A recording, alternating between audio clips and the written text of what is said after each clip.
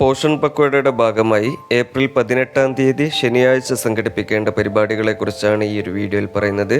അന്നേ ദിവസം 4 പരിപാടികളാണ് സംഘടിപ്പിക്കേണ്ടത്. അതിൽ ഒന്നാമത്തെ പരിപാടി 3-6 കുട്ടികൾക്കുള്ള സ്പോർട്സ് ഡേ ആണ്. അതായത് അങ്കണവാടി പ്രദേശത്തെ 3-6 കുട്ടികളെ പങ്കെടുപ്പിച്ചുകൊണ്ട് ലളിതവും സുരക്ഷിതവുമായിട്ടുള്ള കായിക മത്സര ഇനങ്ങൾ ഉൾപ്പെടുത്തി ഒരു കായിക മത്സരം അഥവാ സ്പോർട്സ് ഡേ സംഘടിപ്പിക്കുകയാണ് വേണ്ടത്. ഈ പരിപാടി ജനന്തോളം ഡാഷ്ബോർഡിൽ role of parents and community in minimising screen time എന്ന തീമിൽ promotion of outdoor games, physical activities, sports and yoga എന്ന ആക്ടിവിറ്റി ആയിട്ടാണ് രേഖപ്പെടുത്തേണ്ടത്. രണ്ടാമത്തെ പ്രവർത്തനം ECC ടോയ് കോർണർ സെറ്റിംഗ് ആണ്.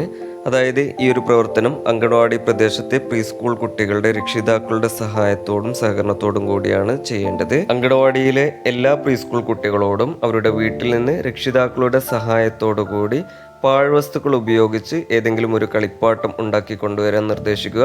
അത്തരത്തിൽ കൊണ്ടുവരുന്ന കളിപ്പാട്ടങ്ങൾ ഉപയോഗിച്ച് ഒരു ECC ടോയ് കോർണർ സെറ്റ് ചെയ്യുകയാണ് ഈ ഒരു പ്രവർത്തനത്തിലൂടെ ചെയ്യേണ്ടത്. കൂടാതെ ഈ പ്രവർത്തനത്തിന്റെ ഭാഗമായി അങ്കണവാടി പ്രദേശത്തെ മറ്റു ഗുണഭോക്താക്കളിൽ നിന്നോ പൊതുജനങ്ങളിൽ നിന്നോ ഡൊണേഷനിലൂടെയോ സ്പോൺസർഷിപ്പിലൂടെയോ toys, learning materials, stationery kits തുടങ്ങിയവ സ്വീകരിക്കാവുന്നതാണ്. ഈ പ്രവർത്തനം ജനന്തോളം ഡാഷ്ബോർഡിൽ garnering support for stronger anganwadis എന്ന തീമിൽ donation drive, toy, learning material and stationery kits for anganwadis എന്ന ആക്ടിവിറ്റി ആയിട്ടാണ് രേഖപ്പെടുത്തേണ്ടത്. മൂന്നാമത്തെ പ്രവർത്തനം ഹെൽത്തി റെസിപ്പി പ്രദർശനമാണ്.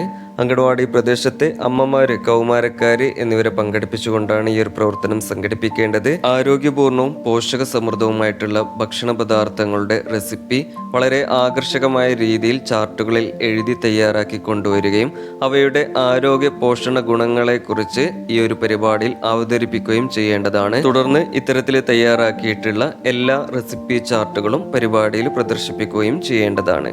ഈ പരിപാടി ജനന്തോളം ഡാഷ്ബോർഡിൽ മദർ ആൻഡ് ചൈൽഡ് ന്യൂട്രീഷൻ എന്ന തീമിൽ ഡെമോൺസ്ട്രേഷൻ ഓഫ് ഹെൽത്തി റെസിപ്പീസ് എന്ന ആക്ടിവിറ്റി ആയിട്ടാണ് രേഖപ്പെടുത്തേണ്ടത്. നാലാമത്തെ പരിപാടി സോഷ്യൽ മീഡിയ ക്യാമ്പയിനിങ് ആണ്.